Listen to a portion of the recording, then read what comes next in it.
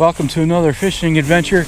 Today I'm heading into the backwoods to fish a big river for big fish.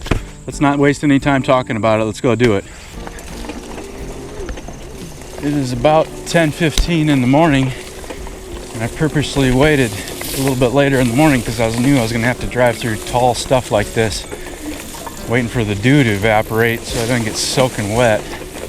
I spent considerable amount of time scouting this area earlier this year, so I know exactly where I'm going. It's been a few weeks since I've been here, probably 3 or 4 I think. I'm kind of wondering if that sandbar I fished at last time I was here is even still there. Even though we haven't had any flooding, the river shifts all the time.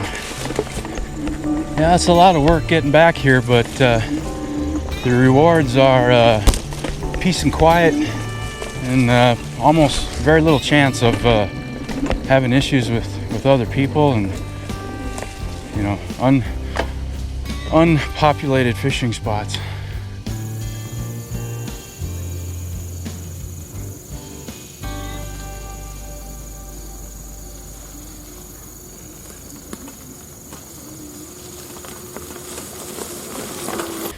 All right, made it.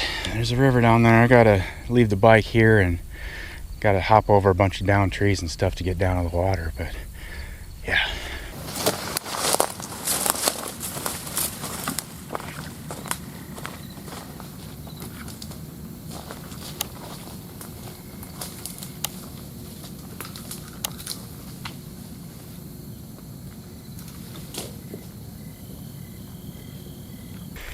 The cockleburrs are ripe and sticky right now. It's the time of year when they're dried out, and I got them really bad last time I came out.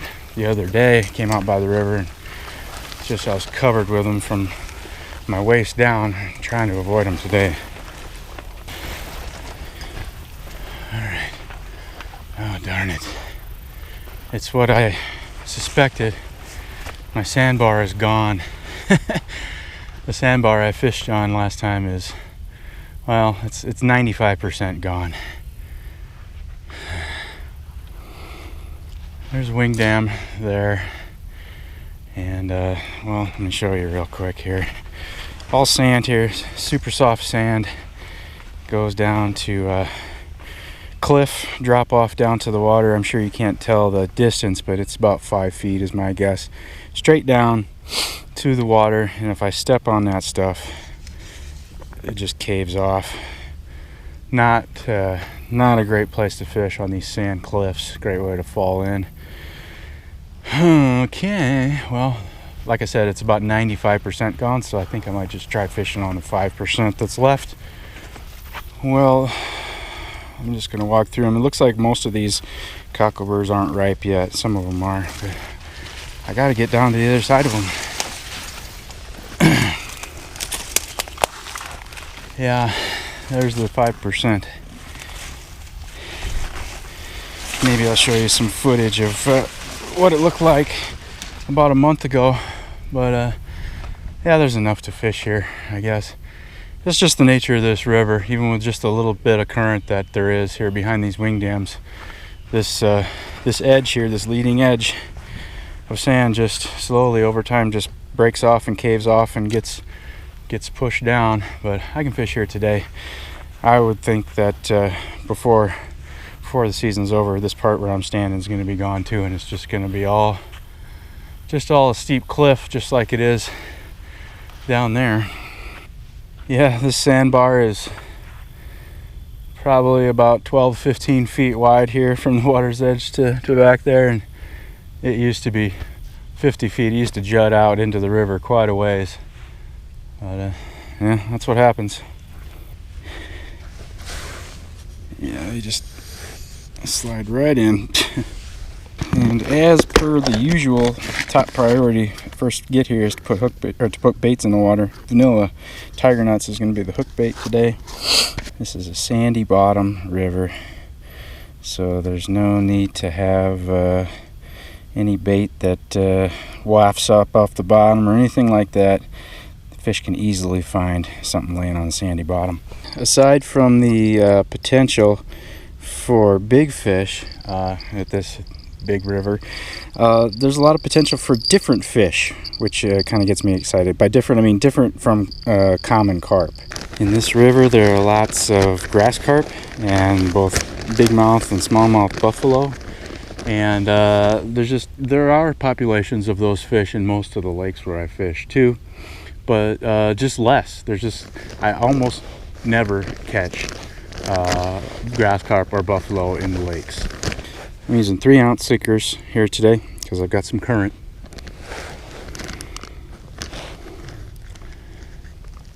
This bait is about 2 hours old. I made it before I left today. Oats, sweet feed, can of corn, can of green corn, chili powder. This spicy pack bait and a sweet vanilla hook bait. The water's pretty cool. I might take the temperature after I get the baits out. It's late September. It's starting to get to the time of the year where I'll start paying attention to water temperature again. So like I said, there's some current here. I don't know if you can see those pieces of foam floating by right here in front of me. I mean, these foam is flowing by at probably 3 miles an hour, be my guess. 2.5, 3, maybe. And out there in the middle of the river, this thing normally flows at about 7 miles an hour. It's really swift current out there. And yeah, hopefully 3 ounces is gonna be all right here today.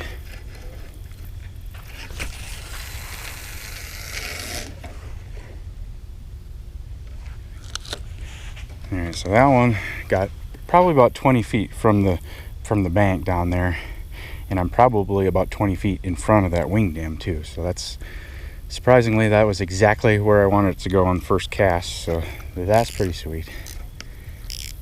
Felt like about 3 feet of water there. I bet you there's some carp hanging on there. There's a bunch of foam collecting down there. The thing about fishing in this current is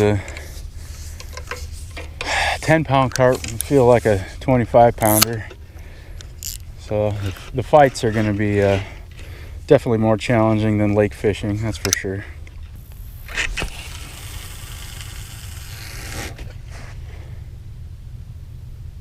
Yeah, similar situation there. Just this one is just about 20 feet to the right of where that other bait is, and the water was considerably deeper. Felt like about 5-6 feet of water there. And this third one, I'm not gonna cast it way down there next to these other two.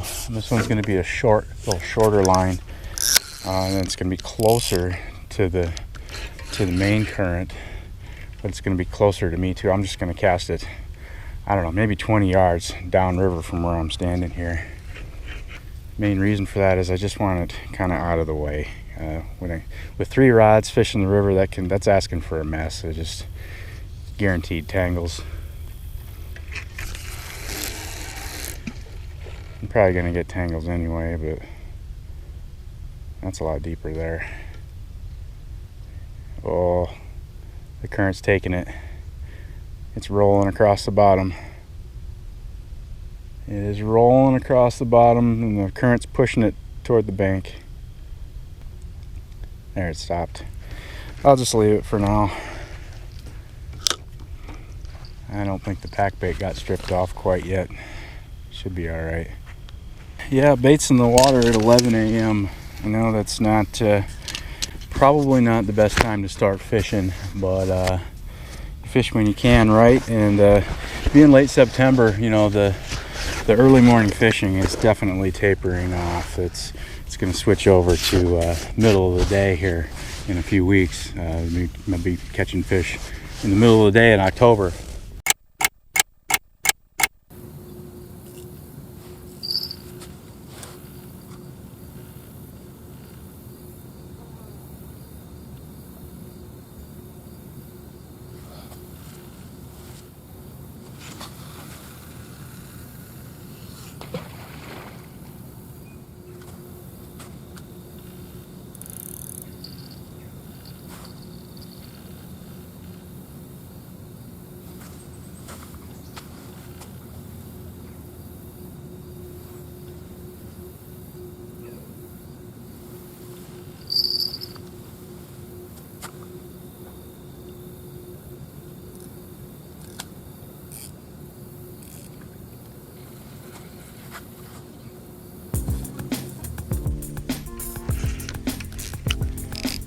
Alright, so I just had a little ding on this, and I picked it up because I think a fish bumped it, and I thought a fish bumped it and it moved it, the current took it, pushed it over, so I was gonna reel it back in and recast, and I started reeling in and something pulled back. So this is interesting. Yeah, there's definitely a fish on. This fish crossed over both my other lines. It's right next to the bank down there. That's good, actually. I can net them down here away from my other lines. Right next to the bank down there. Oh, big splash down there. I think I got a carp. I thought for a second I had a turtle because I had already rebaited once, and one of the baits that I brought back had no hook bait. The hook bait was gone, and I thought that had to be a turtle. Rip that off, but this definitely is not a turtle. This is a weird thing because with the current, I got to have the drag tight enough to be able to like at least move the fish at all. But I don't want to have it too tight because then when the fish pulls back, he's gonna rip the hook out. I didn't catch a glimpse of him yet.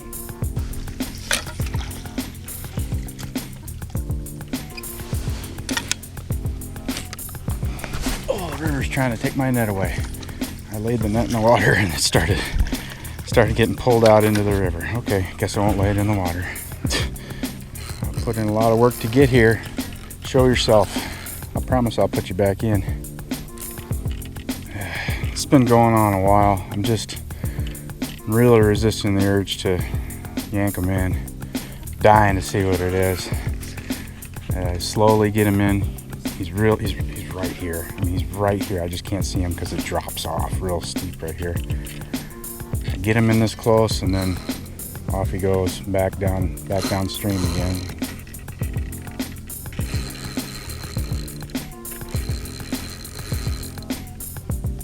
Uh-oh, I got a double. That's real. That's real. That's real. That's real. Yeah, I got a real double going here now. Okay.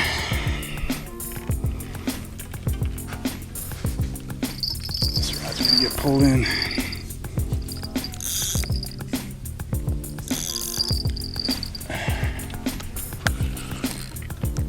Well, while I was fooling with that one, this fish went back out in current. Alright, time to horse him a little bit. I got, yep, it's a common carp. I got another fish on. It's time to get this fish in here.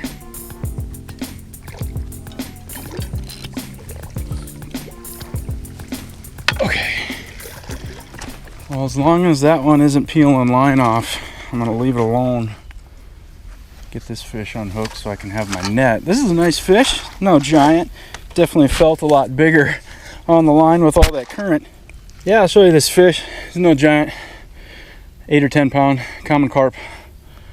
Great fight in this 3 mile an hour current. Back in the water he goes. Thank you. All right. This guy. Spool's getting pretty low. I mean, I probably got at least another 75 yards on there, but still, he's been taking a lot of line. It's gonna take me forever to get this fish back in. I mean, it feels big, but with that current, who knows, man. I thought for a second I was snagged, but I'm not snagged. I'm moving it. It's just really heavy. Maybe I got a bunch of branches on my line. Maybe I got a 40-pound fish. I don't know. Whatever it is, it's staying out in the heavy current. I would think that if I'm pulling in a piece of something, the current would be pushing it closer to the bank. But whatever this is, I'm bringing it closer, but it's staying out near the heavier current. I'm actually a little bit nervous about what I might have here, because it's just like so heavy. it's either, I mean, there's definitely a fish on here. It's pulling back, and just the way it feels, it's a fish. I mean, I've been doing this for about 10 minutes at least here now. Just slowly, just bringing it in a couple feet at a time. All right, after many minutes, I finally got this fish over here in the slacker water over here next to the bank. Yeah, I don't know. I don't have a ton of experience fishing this river, so I don't know. Just the weight of what I was bringing in here for the past 15 or 20 minutes has really got me excited, but I don't know. I might find out that with the 7-mile-an-hour current, you know, all that weight was just a 10-pound carp. I don't know. We are gonna find out, hopefully. Come on, show yourself. It's right here. Show yourself. Oh yeah. It's another common carp. Probably about the same size as the one I had just shown you. It is a 10-pound common carp. Wow.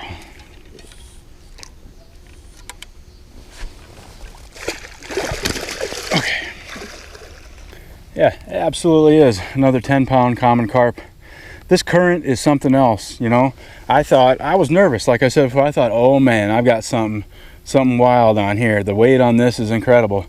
That was a 10-pound common carp in a 7-mile-an-hour current. That's what that was. So yeah, 10-pound carp in a 7-mile-an-hour current feels like a 30-pound fish. All right, there's the math on that. Get out of here, you phony. Just kidding. See ya, thanks. Tiger nuts did survive that fight from this one. The hook's still good too. Yeah, I think obviously I have a lot to learn about fighting carp in this strong current. It's really hard to tell. A small fish seems much bigger.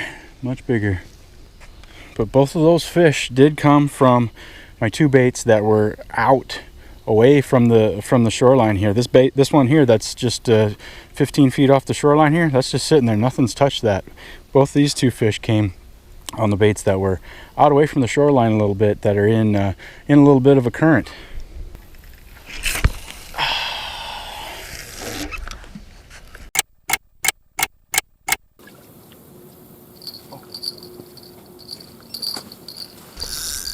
There we go. I was just still getting baited up.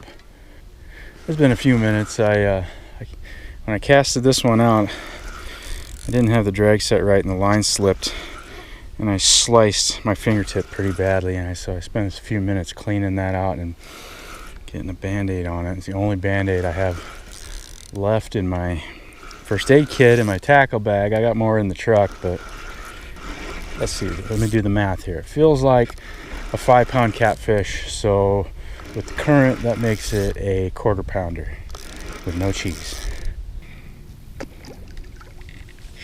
Okay. Yeah, smaller carp. Yeah, little fish. I'm just gonna keep holding him upside down like this because he's crazy. Go on. Oh yeah. Oh yeah. Yeah.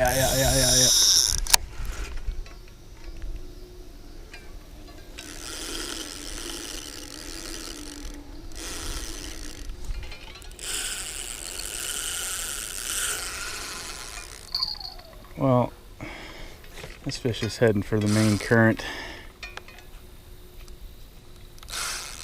He is making a run for it.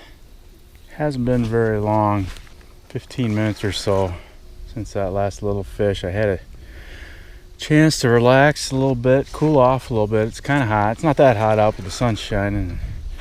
Got some extra tape on my finger so that thing doesn't get split open any worse than it is. That's monofilament line too. Just scraping across my finger and sliced my whole fingertip open. That might impede my fishing trip that I had planned for tomorrow. Once again, this was the bait that was farthest away from the bank, closest to the main current. I guess they're just hanging out in the current today.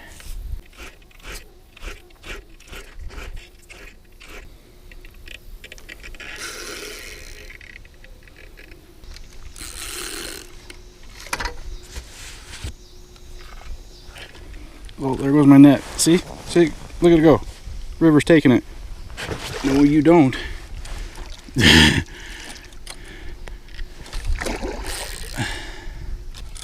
Come here, carp.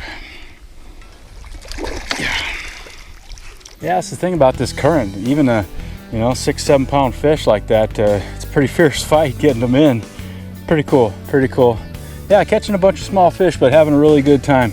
Learning a lot about this river here today. There's got to be some bigger ones around here. See you. What is going on here? It's packing up again.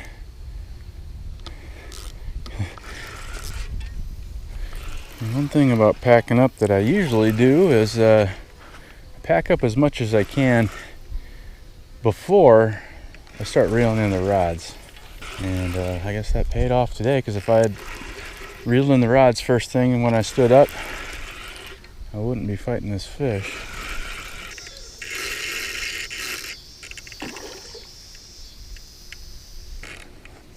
These river fish are something else.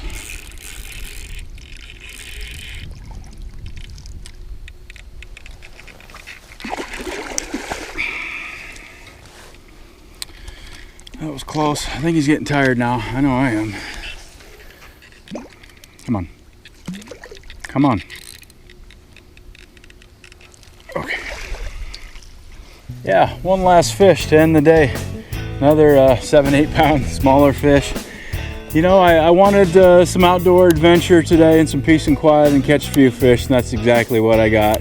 Pretty great day. Didn't get that giant that I was hoping for, but it'll happen. It's a numbers game. It'll happen. But I'm gonna get out of here, leave this peace and quiet behind, and head back into the noisy civilization. Thanks for watching. I appreciate it. See you on the next one.